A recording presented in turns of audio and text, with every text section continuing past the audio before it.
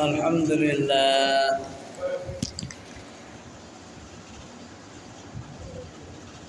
الحمد لله وكفى وسلام على عباده الذين اصطفى أما بعد فقد قال الله تعالى في كلامه المجيد وفي قرآنه الحميد أعوذ بالله من الشيطان الرجيم بسم الله الرحمن الرحيم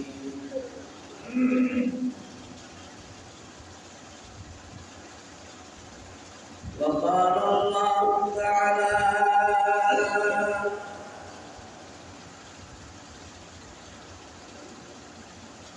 إن الذين كفروا سواء عليهم أنذرتهم أم لم تنذرهم لا يؤمنون ختم الله على قلوبهم وعلى سمعهم وعلى أبصارهم غشاوة ولهم عذاب عظيم ومن الناس من يقول آمنا بالله وباليوم الآخر وما هم بمؤمنين يخادعون الله الذين آمنوا وما يخدعون إلا أنفسهم وما يشعرون في قلوبهم مرض فزادهم الله مرضا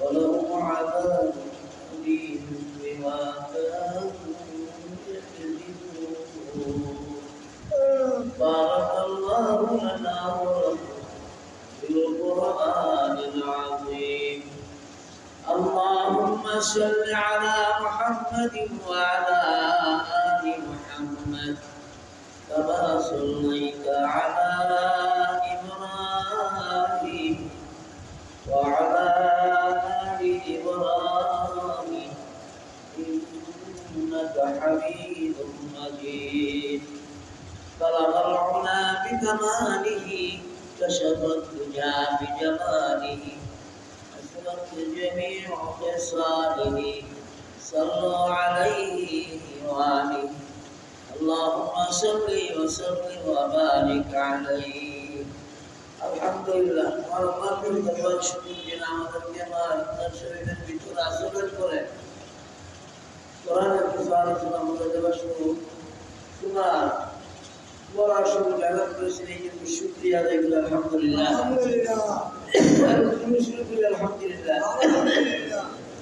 দেখা মানুষ কমই কাঁদে কোরআনে কারীমের প্রথম সূরা সূরাতুল বাকারার মধ্যে আল্লাহ রাব্বুল আলামিন মুমিনের সূরা যেরকম নাযিল করেছেন কাফেরের সূরা নাযিল করেছেন মুমিনের সূরা চারটি আলোচনা আমরা শুনছেন আর কাফেরের একটা আয়াত আলোচনা করা হয়েছে এই সূরার মধ্যে সর্বপ্রথম দাওয়াত শব্দ মুনাফিকদের 13টা আয়াত নাযিল করেছেন 13টা কয়টা ভয়ঙ্কর প্রকাশ্য শত্রুর দিকে বিতর্কত শত্রু হলো ভাব ঠিক কিনা ধরে না প্রকাশ্য শত্রু জানে যে সে আমার শত্রু ইহুদি খ্রিস্টানরা মুসলমানের প্রকাশ্য শত্রু ঠিক কিনা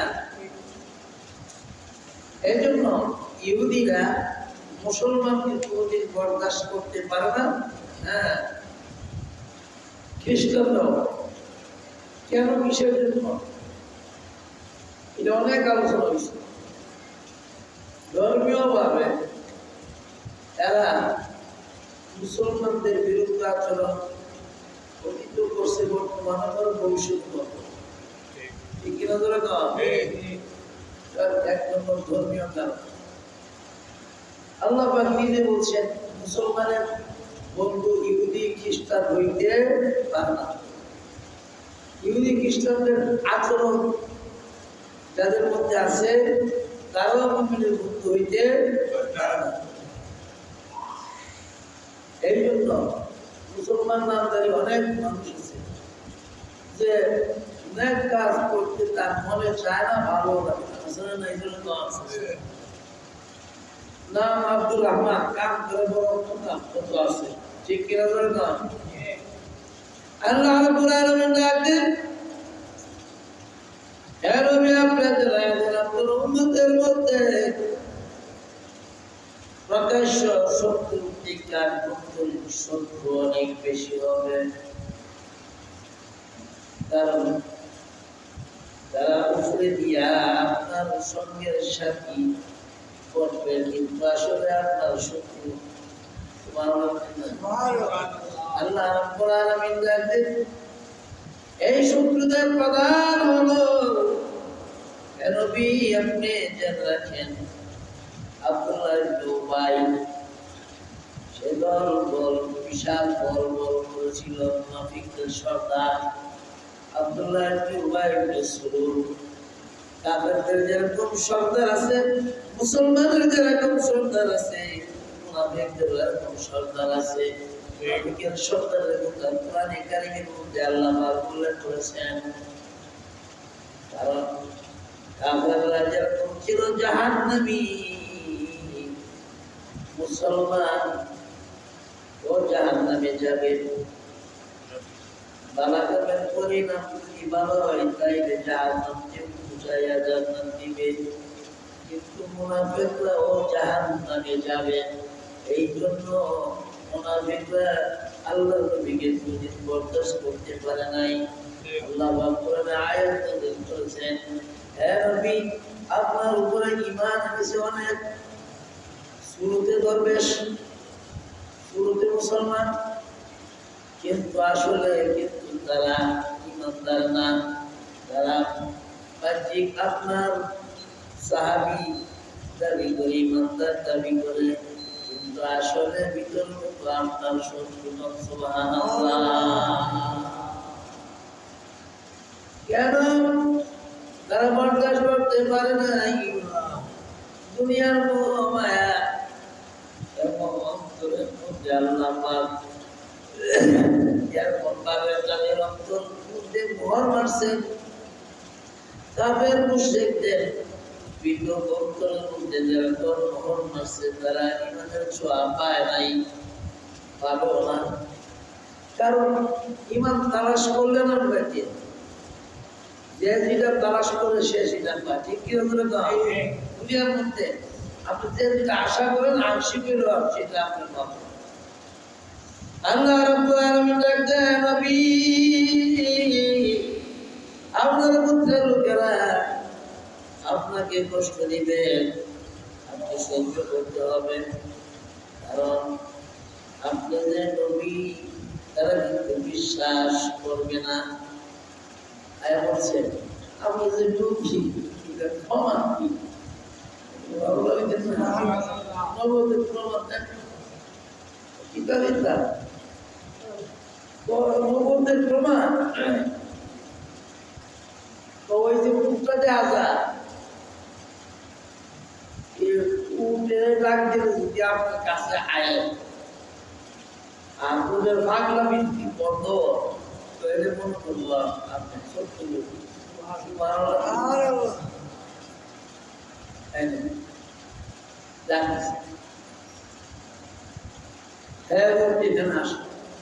সাথে সাথে পুরে আইসা সেজদার তো অবস্থার মধ্যে কিতাব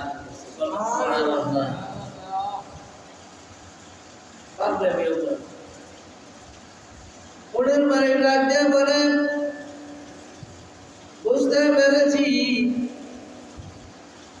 যাকে উঠে কথা শুনে যা দিলে চলে আসে, বান্দা বন্ধ হয়ে যায়, উঠে জমিনের মধ্যে মাথা ঠেকাইয়া যাকে তাজিম করে, উনি আর কেউ উনি মহামানব, উনি হলেন মুহাম্মদ রাসূলুল্লাহ সাল্লাল্লাহু আলাইহি ওয়াসাল্লাম।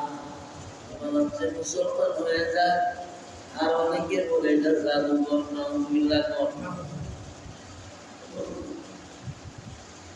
আল্লাহ রাব্বুল আলামিন ডাকতে আপনার বংশের লোকেরা আপনাকে কষ্ট দিবে। আল্লাহ নবী যখন নামাজ দাঁড়াইতেন তখন অনেকে সুলভ কথা বলতেন, আল্লাহ নবী নামাজ পড়ছে, এদিক সেদিক চায় না। আমার আমি যেরকম ভাবে নামাজ পড়ি, ঠিক তোমরা এরকম ভাবে নামাজ পড়ো, তাহলে এই নামাজ তোমাদেরকে জান্নাত পর্যন্ত পৌঁছায়া দিবে। নামাজের পরে শুয়ে পড়ে, নামাজের পরে শুকায়, নামাজের পরে ঘুষকায়, নামাজের পরে পরের ক্ষতি করে, নামাজের পরে মুনাফিকি করে, তাকে জাহান্নামের আগুন থেকে আসে বাঁচতে পারবে না, এই নামাজ তাকে বাঁচাইতে পারবে না। আমা উমিরু ইল্লা লিয়াবুদুল্লাহ মুখলিসিনা লাহুদ্দিন। ইখলাসের সঙ্গে যদি আল্লাহর হুকুম মানো, তাহলে ওই ইখলাস, অন্তরের পরিষ্কার পরিচ্ছন্নতা, ইবাদত যাই কিছু করো, ওই সমস্ত ইবাদতগুলো তোমাকে জান্নাতে পৌঁছা দিবে।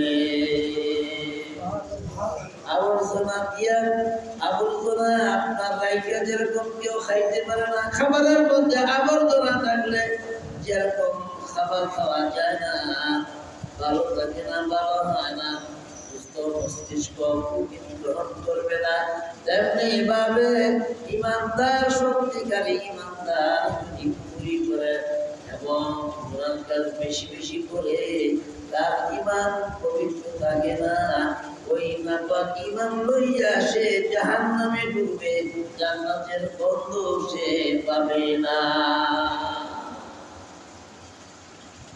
এই তো আল্লাহ বলেন, আমি তাদের অন্তরের মধ্যে মোহর বাইরে দিছি। মোহরটা কি? ইবনে আব্বাস রাদিয়াল্লাহু তাআলা হাদিসের মধ্যে উল্লেখ করেছেন, দোয়া করেন, মন এরকম ভাবে মুষ্টি বাঁধলে যে বাকি কাপড় মেলা ভিতরে উঠবে না। ঠিক মানুষ যখন গুনাহ করে, অন্তরটা ঠিক এরকম ভাবে কাপড় মেলা থাকে, যখন তওবা করে একটা একটা করে এরকম ভাবে খুলে, যখন খুলে তখন ওই অন্তরের ভিতরে পরিষ্কার পরিচ্ছন্ন হয়, এক একটা গুনাহ মাফ হয়, তখন ওই অন্তরটা সাদা হয় খুলে, তখন তার নেক আমল ভালো লাগে, অটোমেটিক সে নামাজি হয়ে যায়, রোজাদার হয়ে যায়, কুরআন পড়নেওয়ালা হয়ে যায়, আল্লাহওয়ালা হয়ে যায়, সে আল্লাহকে জানতে ভালোবাসে। আর যখন তার অন্তরের মধ্যে গুনাহ কালিমা লেগে থাকে, তার অন্তর কোনদিন খুলে না, মৃত্যুর আগ পর্যন্ত তার অন্তর খুলবে না।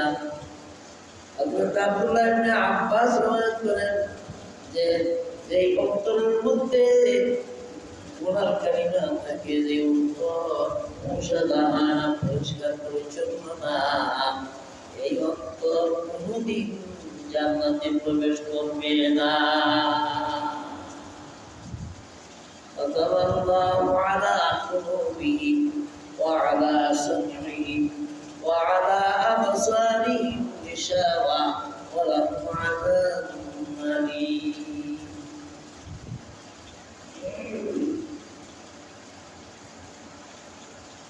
এবং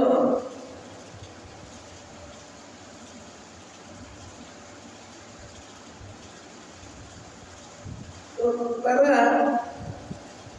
মুনাফিক যারা, তারা কিন্তু বলে রাসূলুল্লাহ আমি ঈমান আনছি, আসলে কিন্তু তারা ইমানদার নয়। এই 14 জন মুনাফিকের একটা দলের মধ্যে 14 জন মুনাফিকের কথা আল্লাহ নবী জানতেন, তারপরও তাদের কোনো সুযোগ সুবিধা দেওয়া রাখতেন। কারণ প্রত্যক্ষ দুশ্মন আর বিতর্ক দুশ্মন বেশম আছে না, প্রকাশ্য দুশ্মন ক্ষতি তেমন বেশি করতে পারে না, বিতর্ক দুশ্মন দিয়ে ক্ষতি করে, ঠিক কিনা?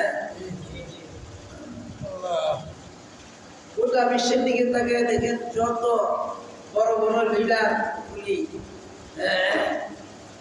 আপনার ক্ষয়ক্ষতি হইতেছে একমাত্র বিশ্বাসঘাতকতার কারণে, ঠিক কিনা? বিশ্বাসঘাতকতা করে। এই বিশ্বাসঘাতকতার কথা কোরআনে কারীমের মধ্যে আল্লাহ পাক সূরাতুল বাকারার মধ্যে অনেক জায়গায় বলেছেন। এ নবী আপনি জানেন আপনার উম্মতের পরিষ্কার পরিচ্ছন্ন আমল লইয়া তারা যেন পরকালে আসে, পরিষ্কার পরিচ্ছন্ন অন্তর লইয়া পরিষ্কার পরিচ্ছন্ন আমল লইয়া তারা যখন পরকালে আসবে তাদের জন্য আমি আরো নিয়ামত রাখছি। জান্নাতের ভিতরে নাজ নিয়ামতের কোনো অভাব নাই, দুনিয়ার নাজ নিয়ামতের সঙ্গে কোনো তুলনা নাই। এই সমস্ত নাজ নিয়ামত আপনার উম্মতের জন্য আমি নির্ধারিত করে রেখেছি।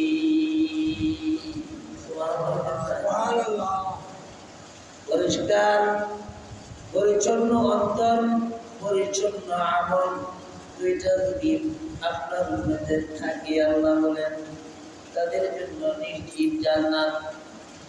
আর যদি পরিষ্কার অন্তর না থাকে, আমলও পরিষ্কার না থাকে, তাহলে আপনার উম্মত হওয়া সত্ত্বেও তারা জাহান্নামের আগুনের ভিতরে জ্বলবে। কার কথা? কার কথা? আমি সাবাবাজি করলে কোনো ফায়দা হবে না, লাভ হবে না। নবীর পাগল সিদ্দিক যে আপনি জান্নাত পাবেন, হ্যাঁ, আপনি এই গ্যারান্টি তো দিতে পারেন না। কোরআনে কারীমের মধ্যে আল্লাহ পাক ভাবে আয়াত দিয়েছেন, করছেন, ওয়াজ নিজে করছেন। আল্লাহ ওয়াজের ওয়াজ আছে, হ্যাঁ, তাইলে কি করতে হবে? পরিষ্কার অন্তরে পরিষ্কার করতে হবে, আমল দুরুস্ত করতে হবে, স্বচ্ছ আমল, সব কিছু তওবা করে আল্লাহর কাছে ক্ষমা চাই, মাফ চাইতে হবে। এই মায়ের রমজান শরীফের ভিতরে বাবু, এই মায়ের রমজান শরীফের ভিতরে তোমার কাছে তওবা করি, তওবা করি আর গুনাহ করব না। ভিতরের গুনাহ, বাহিরের গুনাহ যত আছে সমস্ত গুনাহ থেকে তওবা করলাম। তওবার কাজ আছে, আপনি যখন তওবা করবেন, গুনাহ ছেড়ে দিয়া এই গুনাহ আর কোনদিন করবেন না। আল্লাহ পাক যে ওয়াদা করছেন, এই গুনাহ থেকে যদি আপনি বিরত থাকেন, আল্লাহ রাব্বুল আলামিন এই তওবার বিনিময়ে জিন্দেগীর সমস্ত গুনাহগুলি আল্লাহ পাক মাফ কইরা আপনাকে স্বচ্ছ মানুষ, স্বচ্ছভাবে এরকম ভাবে কবুল করবে, বিনা হিসাবে জান্নাত দিয়া দিবে। আর যদি আপনি তওবা করেন, তওবা বন্ধ করেন, বারবার তওবা করেন, আবার তওবা বন্ধ করে আল্লাহ তো তুই আমার কাছে আর কতবার পরে সিটারি করবি, আর কত মন্তরবাজি করবি, কিন্তু তওবা করো, তবে তওবা বন্ধ করো। আল্লাহ রাব্বুল আলামিন জানেন তওবা কবুল হয় না, কবুল হবে না। কেন আপনি জানেন যে খালেস তওবা করবেন, ইখলাস ওয়ালা তওবা করবেন, জাহান্নামের আগুনকে ভয় কইরা, আমি রব্বুল আলামিনকে ভয় কইরা মায়ের রমজান শরীফের ভিতরে তওবা করবে, আল্লাহ আর গুনাহ করব না। এই তওবার বিনিময়ে আমি তার পিছনের জিন্দেগীর গুনাহগুলি আর মাফ করে দেই। এক আব্দুল ইবাদ ছাড়া, শিরক বিল্লাহ ছাড়া, আল্লাহর লগে শরীক করা আর আব্দুল ইবাদ গদ্দার হক, আল্লাহর লগে শরীক করে। আমরা এক আল্লাহর উপাসনা করি, ঠিক কিনা? এক আল্লাহকে সিজদা দিই। ইহুদিরা আল্লাহর লগে পূজাকে শরীক করে, খ্রিস্টানরা কি পূজা করে, আর মুসলমান এক আল্লাহ কি করে, এক আল্লাহ হুকুম মানে এই পার্থক্য। তাইলে এই শিরিক ছেড়ে দিতে হবে। তওবা ব্যতীত শিরিক বিল্লাহ আল্লাহ মাফ করে না। আর বন্দার হক কি? আপনার একবারে কর্জন সিটিয়া আর দেন না। এবং ভাই বারবার আপনি শুধু তাদের জায়গা জমি টাকা পয়সা আপনার কাছে আছে, আপনি ফিরাই দিচ্ছেন, এটা হলো বন্দার হক। বন্দার হক যতক্ষণ পর্যন্ত বন্দা মাফ না করবো ততক্ষণ পর্যন্ত আল্লাহ মাফ করবেন না। এটা আল্লাহ বিনা আল্লাহ বিনা। আল্লাহ রাব্বুল আলামিন ডাকলেন, নবী আপনার উম্মতকে জানান দেন অতীতের অন্য অন্য নবী উম্মতগুলি ধ্বংস হওয়ার কারণ হলো তারা সীমা লঙ্ঘনকারী। এক নম্বর, তারা নিজেরা সীমা লঙ্ঘন করেছে এবং তাদের অন্য অন্য রাজ্যের গোষ্ঠীর উপরে দিয়া ক্ষমা করাইয়া তারা দুনিয়ার হায়াতের ভিতরে অনেক কিছু করার চেষ্টা করেছে যা আপনার উম্মতের গেলাও তারা সমুদ্র আছে আগাম এই জন্য তারা সীমা লঙ্ঘনকারী। আর সীমা লঙ্ঘন করে বারবার তওবা ভঙ্গকারী। এই যাত্রা হইল ইহুদিরা। খ্রিস্টানরাও ঠিক করলো সীমা লঙ্ঘনকারী। এরা শিরিক বিল্লাহ, আল্লাহর লগে শরীক করতে বিধান করে নাই। এক নম্বর হলো আল্লাহ তো আছে, আবার আল্লাহর লগে মরিয়ম আলাইহিস সালামকে লাগায় আল্লাহর বউ নাউজুবিল্লাহ। ঈসা আলাইহিস সালাম তো আল্লাহর বউ নাউজুবিল্লাহ। এই জন্য সীমা লঙ্ঘনকারী। যদি খ্রিস্টানরা যত ভালো মানুষ হোক না কেন, যত কিছু পাড়ার কিছু দেখাক না কেন, মুসলমান তাদের বন্ধু হইতে পারে না। যে মুসলমান তাদের বন্ধু হইছে সেই মুসলমানই দুনিয়ার থেকে বিদায় হইছে। ঠিক কি না? এই জন্য আল্লাহ বলেন, হ্যাঁ নবী আপনি জানেন আপনার উম্মতের বেলা যারা নাকি আমার হুকুম বলে মানবেন, আমি আল্লাহ ওয়াদা করলাম কিন্তু তাদেরকে আমি আল্লাহ নিজ দিন না হেফাজত করব। এই জন্য ইহুদিদের যত কাজ ভালো হোক না কেন, খ্রিস্টানদের যত কাজ ভালো হোক না কেন, মুসলমান সেটা আপনার এত ভালো মনে করতে পারে। এটার মধ্যে দোষ একটা থাকবেই। পৃথিবীতে যত প্রযুক্তি আছে সমস্ত ইহুদি খ্রিস্টানদের, কিন্তু এই প্রযুক্তিগত পৃথিবীতে আছে না? ঠিক মুসলমান এক আল্লাহকে বিশ্বাস করে, নবীকে বিশ্বাস করে, আল্লাহর কিতাব এবং নবীর তরিকা, আল্লাহর হুকুম, এটা মুসলমানের একমাত্র বিশ্বাস করা, আমলে পরিণত করা একমাত্র কাজ। তার বাহিরে যা কিছু দেখবেন সমস্ত ইহুদি খ্রিস্টানদের চাপ। এই জন্য মুসলমানের ভিতরে ফাড়ল ফুড়ল লাগাইছে সমস্ত মুনাফিকরা। এই জন্য বিতর্কিত শত্রু দ্বারা খুব ভালো। এই জন্য 13টা আয়াত কোরআনে কারীমের প্রথমে আল্লাহ নাযিল করছে। আর বলছে রবি তারা আসলে কিন্তু আপনার হিতাঘাত কিনা, তারা কিন্তু আসলে আপনার পূর্ণ ঈমান আনে নাই, তারা কিন্তু ঈমানদার না, তাদের দিকে আপনি বাচ্চা থাকবেন। এই মুনাফিকরা আল্লাহ নবীকে মারার ষড়যন্ত্র করছে। আল্লাহ জানে কি জানে না? জানে কি জানে না? এই জন্য আল্লাহ নবীকে মারার ষড়যন্ত্র মুনাফিকরা করছে। লাবাসদারি মুসলমান, ভিতরে কুফরি, মুখে ইমানদারি, এই তারাই আল্লাহ নবীকে মারার পায়তারা করছে। আল্লাহ পাক কোরআনে কারীমে আয়াত নাযিল করেছেন, সূরা নাযিল করেছেন, বিভিন্ন জায়গায় তাদের সম্পর্কে আলোচনা করা হয়েছে। বাজার কোনো কায়দা না, যতই কিছু করেন আল্লাহ সব কিছু জানেন এবং শুনেন, দেখেন। ঠিক কিনা ধরে তো? আল্লাহ রাব্বুল আলামিন ডাকতে বলতেন, এই পৃথিবীটা তোমার জন্য বানাইলাম, তুমি আমাকে সিজদা করে আমার দাসত্ব আমার গোলামি করবে বলে, সেই জন্য আসমান জমিনের ভিতরে যা কিছু নিয়ামত তোমাকে দিলাম তুমি বর্তন করবে। যদি আমার দাসত্ব ছেড়ে দাও তাহলে বলো তুমি এই জগৎ ছেড়ে তুমি কোথায় চলে যাবা? আসমানের মালিক আমি আল্লাহ, জমিনের মালিক আমি আল্লাহ, সব কিছু সৃষ্টি করছি আমি আল্লাহ। সুতরাং আমার রাজত্বের ভিতরে অন্য কারো চলবে না। আল্লাহ বলেন একমাত্র আমার হুকুম চলবে, আমার হুকুম নবীর তরিকার তুমি পালন করতে পারো।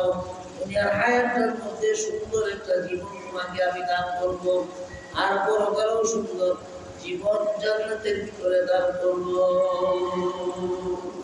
দুনিয়ার সুন্দর জীবন কি? যেই জীবনের ভিতরে দুঃখ নাই, কষ্ট নাই, বিমারি নাই, টাকা পয়সার অভাব নাই, খাওয়া দাওয়ার অভাব নাই, চিন্তা ফিকির নাই, পুরা আনন্দের ভিতরে আপনি সংসার চালাইতেছেন, তার নাম হলো সুন্দর জীবন। মান সম্মানের কোনো অভাব নাই, আপনি রাজত্বের স্টেজেরও মালিক হয়ে গেছেন, রাজা বাসায় ইত্যাদি। ঠিক কিনা ধরে আল্লাহ কয় এই সম্মান আমি আল্লাহ তোমাকে এই পৃথিবীর মধ্যে আমি দান করবো। শুধু এই পৃথিবী নয়, পরকালও তোমাকে আমি ওই জান্নাতের ভিতরে ইজ্জত দিয়া জান্নাত তোমাকে দান করবো। দুনিয়ার রাজত্ব আমার ক্ষণস্থায়ী, দুনিয়ার রাজত্ব এই আছে এই নাই। ঠিক কিনা ধরে দুনিয়ার রাজত্ব কিছুদিন পরে আর রাজত্ব থাকে না। সকালবেলা দেখলাম যে বিশাল বড় আর্মির বহর, পরের দিন চাই আমি আর্মিও নাই, গাড়িও নাই, কোনো কিছু নাই, যে গাড়ির ক্ষমতা ফেরাইছে। ঠিক কিনা ধরে আগের দিন কোনো কিছুর অভাব নাই, পরের দিন ক্ষমতা নাই, কোনো কিছুই নাই। আল্লাহ এই টেম্পোরারি ক্ষমতা তোমাকে আমি দেব না, আমি স্থায়ী ক্ষমতা দেব। দুনিয়ার ভিতরে যদি তুমি আমি রব্বুল আলামিনের হুকুম নবীর তরিকা মতে কোরআন অনুযায়ী আমার আখলাক করো, তাইলে তোমাকে আমি রাজত্ব দান করব স্থায়ীভাবে জান্নাতের ভিতরে, তোমাকে বিশাল বড় রাজত্ব দান করবো। সুবহানাল্লাহ বলেন। দুনিয়ার 10টা সমান একটা আদনা জান্নাতের জায়গা, সামান্য জান্নাতের জায়গাটা দুনিয়ার 10টা সমান। জায়গার লেগে কেল্লা বাড়াইলা আসলে নাই, 2000 জায়গার লেগে হাইকোর্ট পাইতে পাইতে সব সম্পদ শেষ করছে। এমন মসজিদ আছে, ঠিক কেন ধরে অসম্পদ কেড়ে গেছে, 2000 জায়গা ছাড়তেন না পায়ের নাই। কেমন ভাড়া সমান গেছে না দুনিয়া, বহুত গেছে। আমার জিজ্ঞাসা করলাম 2000 জায়গা বেশি নাকি তোমার ভাই সম্পদ বেশি? ও জিদ্দের মায় জিদ্দের বাপ খায় না পালা, এখন ভিক্ষার দাবি, এখন কি ভিক্ষার দাবি। জিগায় ফুল পাইছ, সব কিছু করছো, সম্পদ পাইছ, বাপের গড়া সম্পদ, সুদের বয়সের প্রমায় নাই। সুতরাং এই বাইরা 2000 জায়গার ভিক্ষা কি হইলে নিজের ভাইয়ের ভাই 2000 জায়গা দিয়ে দিতা না? ফকিরে কইয়া শয়তান এইভাবে চাবি মুছা দিছে, এক চাবিয়ে সব সম্পদ শেষ। আসলে নাই জোরে কোন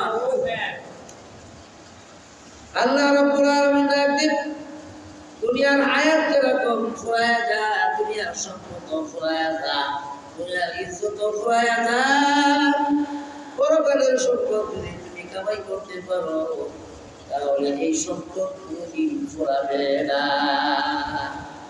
পরকালে একটা মানুষ কত নিয়ামতের অধিকারী হবে, তার যৌবন কোনদিন ফুরাবে না। দুনিয়ার 10টার সমান নিম্ন জান্নাত হবে, এর মধ্যে ভোগ বিলাসের কোনো অভাব নাই। দুনিয়ার ভোগ বিলাস হলো ক্ষণস্থায়ী, আর আখিরাতের ভোগ বিলাস হলো চিরস্থায়ী। চিরস্থায়ী ভোগ বিলাসের জন্য যারা দুনিয়াকে তুচ্ছ মনে করেছে, আল্লাহ রাব্বুল আলামিন বলেন ওই মানুষটা আমার কাছে বিশাল বড় দামি। এই দামি মানুষ পাওয়া যায় কি চাই না? তাইলে প্রকৃত ইমানদার হইতে হবে, আল্লাহ হইতে হবে। এমনকি আপনার দুনিয়ার থেকেই আমরা অন্তঃকরণ পরিষ্কার করতে হবে, তাইলে পরকালের স্থায়ী ওই জান্নাত আপনি পাবেন। আর না হয় জান্নাতের বন্ধ হয়ে যাবে। এই আয়াতে বিশাল বড় ব্যাখ্যা আছে, সময় সংকীর্ণ। এই জন্য কোরআন শরীফ মানলে, কোরআন শরীফ পড়লে, আমল আখলাক করলে, আল্লাহকে ডাকবেন, জিকির আজকার করলে, ইবাদত করলে লস খাইছে এমন কোনো নজির পৃথিবীতে নাই। লাভ যায়। আমার প্রাণের ভাইয়ের, আমার রমজান শরীফের ভিতর থেকে তওবা করে আপনি সত্যভাবে জীবন যাপন করার চেষ্টা করেন। আল্লাহ পাক সেই সুযোগ আপনাকে দিবেন। আপনার মান বাড়তে থাকবে, আপনার হায়াত বাড়তে থাকবে, রিজিক বাড়তে থাকবে। আপনি যখন আল্লাহর প্রশংসা করবেন, আল্লাহ পাক ফেরেশতাকুলের মধ্যে আপনার প্রশংসা ছড়াইয়া দিবে। ফেরেশতারাও আপনার জন্য ক্ষমা চাবে। আল্লাহ না দেখে বিশ্বাস করে আছেন তা করে, যারা না দেখে পরকাল না দেখে বিশ্বাস করে তাদেরকে মাফ করে দাও। আল্লাহ প্রধান ফেরেশতারা আমি তাদেরকেও মাফ করে দিলাম। এজন্য মায়ের রমজান শরীফটা হলো আমাদের সুবর্ণ সুযোগ। এখনো যারা খেয়াল করেন নাই, রোজার খেয়াল করছেন না, নামাজের খেয়াল করছেন না, তওবার করার খেয়াল করছেন না, আপনাদের কি বলে এখনো যারা বাবাদের চলাফেরা করার চেষ্টা করেন, ছেলে নিয়ে তওবা করেন, আল্লাহ পাক মায়ের রমজান শরীফের ভিতরে বেদনা হিসাবে কবুল করবে, তওবা করতে থাকবে। যা চাইবেন তাই আল্লাহ পাক দান করবে। সন্তান চাইবেন সন্তান দিবে, ছেলে চাইবেন ছেলে দিবে, এমনকি ইজ্জত চাইবেন ইজ্জত দিবে। আপনার মাল বাড়তে থাকবে। কারো কাছে মৃত্যু পর্যন্ত হাত পাততে হবে না, আল্লাহর কাছে চাইতে হবে। हर कोई देने को तैयार है, हर कोई देने को तैयार है, जो न मांगे उससे तो बेजार है। আল্লাহর কাছে চাওয়া। আল্লাহ পাক আমাদের প্রত্যেককে আমল করার তৌফিক দান করুন, সেগুলো বলে আমিন। প্রতিদিন মা বাবার জন্য দোয়া করা হয়। এই কাছেগুলো যারা আছে প্রত্যেকেই আমরা এই দোয়াতে শামিল হওয়ার চেষ্টা করি। আল্লাহ পাক